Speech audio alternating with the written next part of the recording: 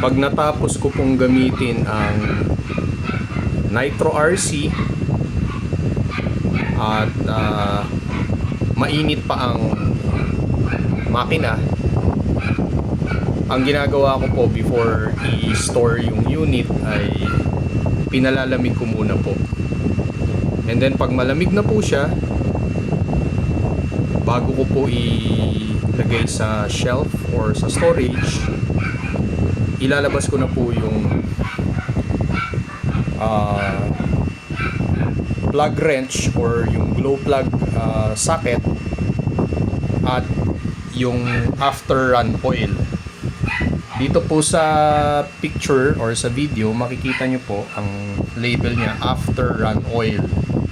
Dalawang klase po ito. Ito yung clear at ito naman po yung kulay pula. Pero parehas lang po ang purpose niya. Parehas lang po silang after run oil na inilalagay sa engine after gamitin po and before storage ng Nitro RC natin. So ang step po na itinitake ay tanggalin nyo muna po itong mga clip para mabuksan natin yung cover at makikita na po natin yung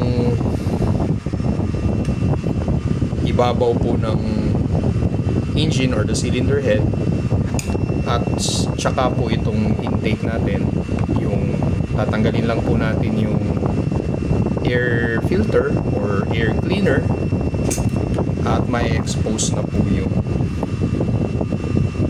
carburetor. Ito po yung air intake ng carburetor, itong may pula.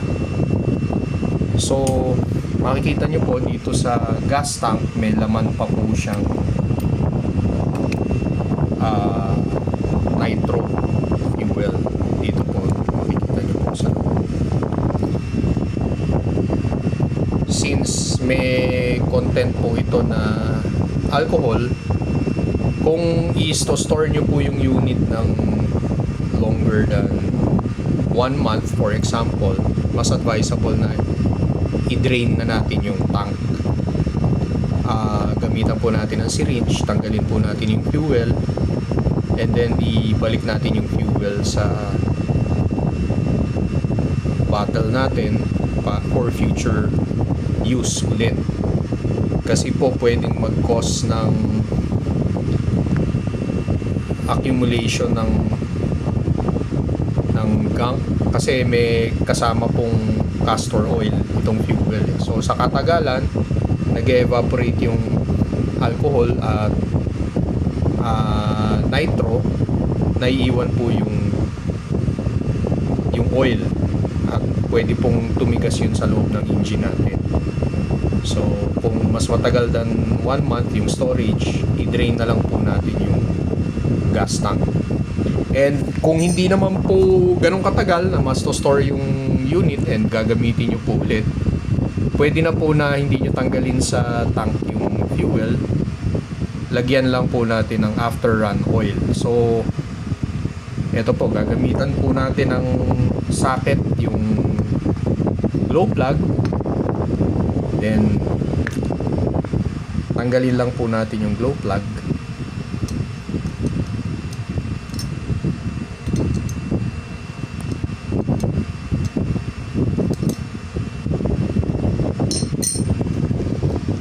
Ito po yung glow plug.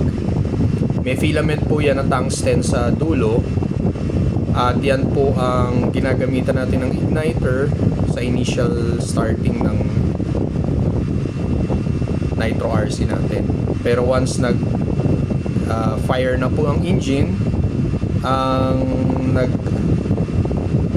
nangyayari po sa tungsten filament natin, pag nasasayaran po siya ng fuel, tuloy-tuloy na po siyang bumabaga. Kaya tuloy-tuloy din ang pag-andar ng engine. So kung hard starting ka sa simula, after storage, ang mga titignan mo po, una-una dapat fully charged ang igniter mo. And pag tinesting mo sa labas, dapat babaga yung filament ng glow plug. Tatanggalin mo yung glow plug, lalagay mo siya sa igniter, dapat makikita mo seconds lang po babaga na kagad yung filament. So ibig sabihin mataas ang kuryente ng nickel igniter mo, at the same time okay ang glow plug mo. Pangalawa, dapat yung fuel mo umaabot na sa carb. Pag hindi po umaabot pa dahil matagal na store, ang gagawin mo lang, tanggalin mo yung glow plug, ipatong mo yung unit sa starter, at i-crank mo yung engine, at the same time takpan mo tong exhaust. Ang mangyayari po nun, magva-vacuum yung engine, sisipsipin niya yung fuel from the tank hanggang umabot po sa carburetor. Makikita nyo po yung fuel dadaan dito hanggang sa umabot dito sa carburetor.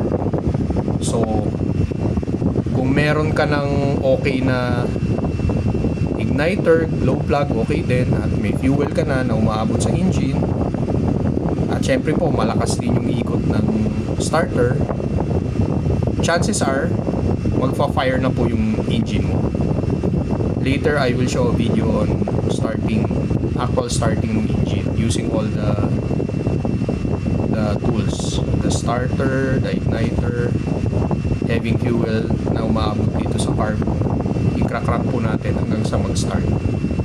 So ngayon naman po, tapusin ko na po yung kung paano gumamit ng after run.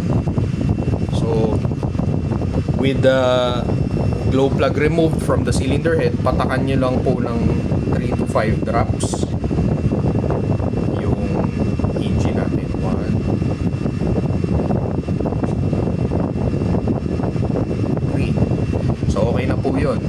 And then kaya ako rin po tinanggal yung air cleaner. Hilahin nyo po itong control ng carb, throttle, kung makita para bumuka po yung plate sa loob, at patakan nyo rin po dito after run oil inside the intake ng carburetor. And then iangat nyo po at gamitan nyo po ng daliri para iikot yung, nakikita nyo po umiikot yung flywheel para po nag-up and down yung piston ninyo. That way nakikita nyo po yan, nag-up down yung piston. That way yung oil po magsisirculate doon po sa loob ng cylinder. And then ibalik nyo na po yung glow plug, hand tight lang po, huwag masyadong mahigpit at baka ma-loose thread yung cylinder head, aluminum lang po yan. And then ibalik nyo na po yung cover at itago nyo na po yung unit nyo, ready for the next use. Yun lang po, thank you.